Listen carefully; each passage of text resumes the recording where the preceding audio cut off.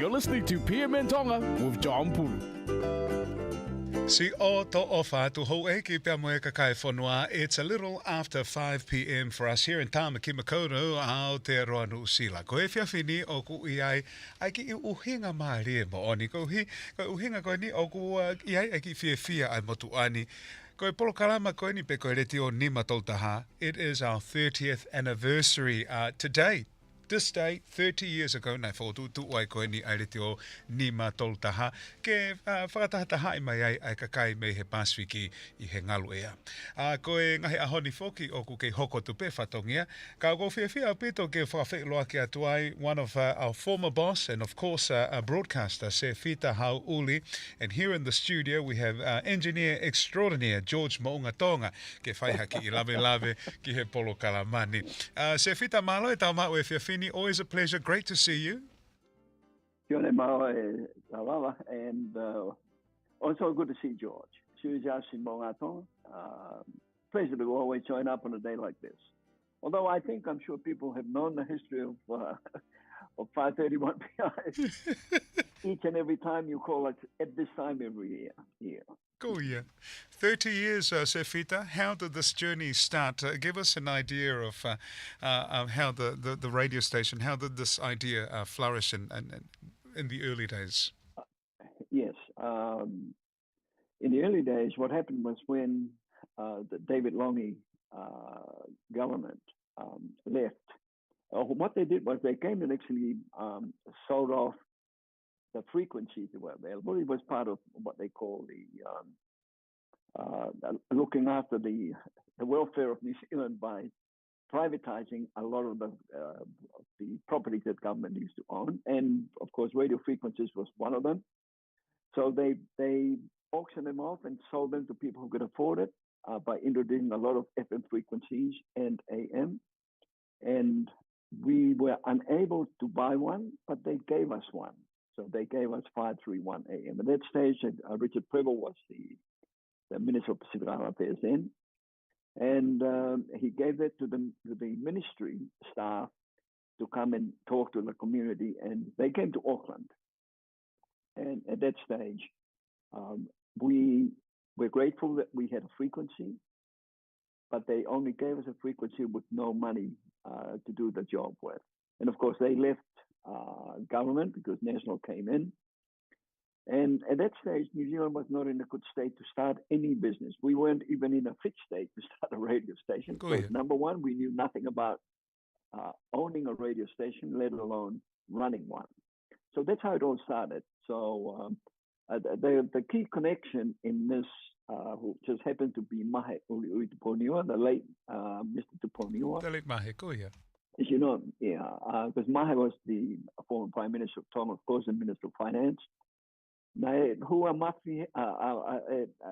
Basically, Mahe was then a city councillor, an Auckland city councillor, and made a huge link. There was a huge link between our community and the decision makers in Wellington. So that's exactly how I became involved because he called me up and said, look, we have this thing that's called a radio frequency. And of course, I had come out of media training school in 1981. And I was involved in newspapers and radio then, but not as setting up a radio station. That's how it all started, Sione. So wow. It took about 18 months to gather the community around us. We had people like Pito Fa'alongo from the Samoan community, even Aupito William Sio. He was actually one of the younger members of our small committee that were gathered to try and find out what's going to happen next. Yon Kainuku from the Cook Island community was another one. And in a sense, we were, I guess we were the silly ones who stuck with it and worked today to try and get something up and running. Wow. Malo pito e Sefita ai omi ai ki pui toa mo historia mahu inga koe ke mea I he kakai whanua ai anga koe ne whanonga mai ai reti o Nima Toltaha a weni ki he ta weni tolunga fulu ai ke mo ui ai reti o. Look, it's great to have the idea of a radio. Ka nai whewhe nai e Siaosi, what was it like in the early days? Ke mau hakau ngā ue that were Pasifika, that were able to work on the station. What was that like, George? O hawani na huat ki he le tio ko mako I whawhae ni ai ta ko ndai so a fini ha moa ko seli salanation na le me valu ke tahawa ya to ki hua tau mo hoa o le ma ke he ono e ata o fe unga ya mo mahako hiva valu hiva valu na no foi ta mo kon ko le tio ago ha ko lui pon fasio ali o ngai whekau pia ai ko ni fotu le te hamoa Tahani mai pia watau, ta mare o mawe hanga se fo mai ngawe ma o ko me ngawe hanga pe ko fa matano mo safety mo o ku na kai ko me ngawe nei ma lo pe ka na maulava pe o fai ngawe a ke me ko na ma we ai ko hand down equipment na mai ko ma tolu na ko mena ko fa he mau nga we time ko ia ko mau fa utaha pena mau fa fe pe ma community time ko ia la he bit o me na mau ko me safe o la he bit ko announces na wa ko me safe na move on na to le ki he tangata pacifica because di mo me ka na dau ko central kai lahi ko marama papau time ko na kau na lucky hanga se for employer Oscar Kitely mo me na yana ki foi pokalama na tole he poto na ki na nga hip hop kind of program ai ko Oscar mo Mario mo le ka tama na ai ka na to ha for to anyway fe mai to ha wa Oscar ko ke kana lucky employer Oscar 531 This is where he started. Yeah, a lot of them go kamata angai ni me here tio. Oh yeah. Te whakatu ke koe Sefita, I know with many, business and many, such as life, I bet taimi alhui whakilalo, alhaki ki o lunga, but what are some of the moments, what are some of the proudest moments? He nake hoko whoki koe pūle I he polokalama and a community leader, and still a community leader, Sefita. What are some of the moments that you remember over the years he tau e tolunga fulu koe ni?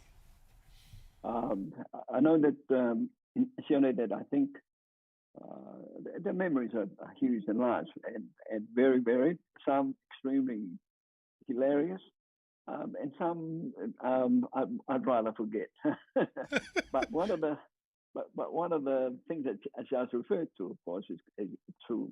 And let me just say this also: when George came into the studio, I wasn't aware that number one, he was currently studying at the Auckland Audio School, engineering school, and of course I knew that he played guitar as well, but I didn't realize that he was studying.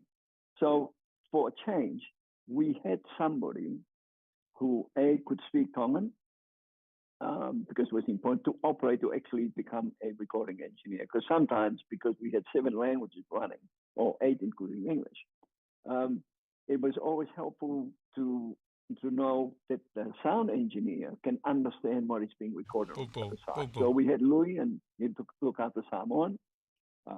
And when George arrived, he was the additional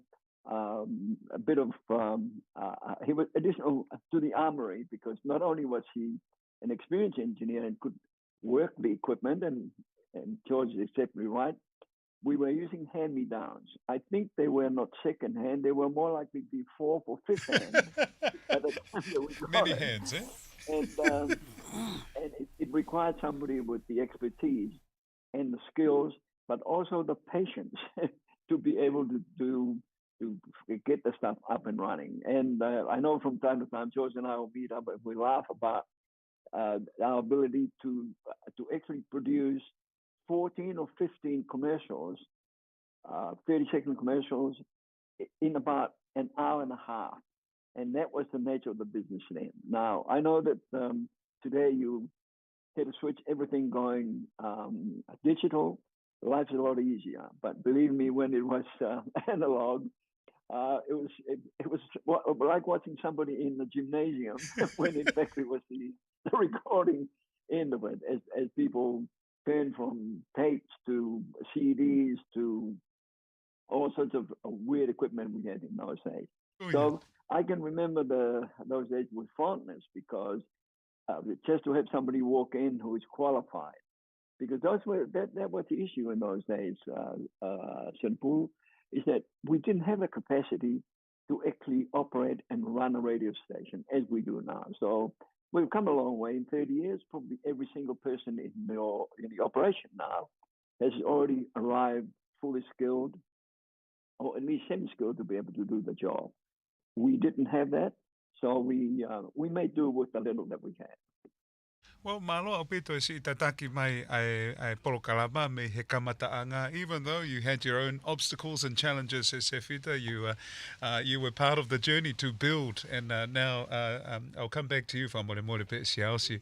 Koe tauhanga koe ni ki he kaha u. Koe ni ko tau wau mai he ngahi tūnga whaingataa. E kamata ai ngahi mea ngā ue, finding the people. Koe hanai hao wakai koe ni ki he kaha u pe moe anga whotutu e le tio. He koe le tio whoke ngahi aho ni ko hange koe television. O toi hulu I he tai mini.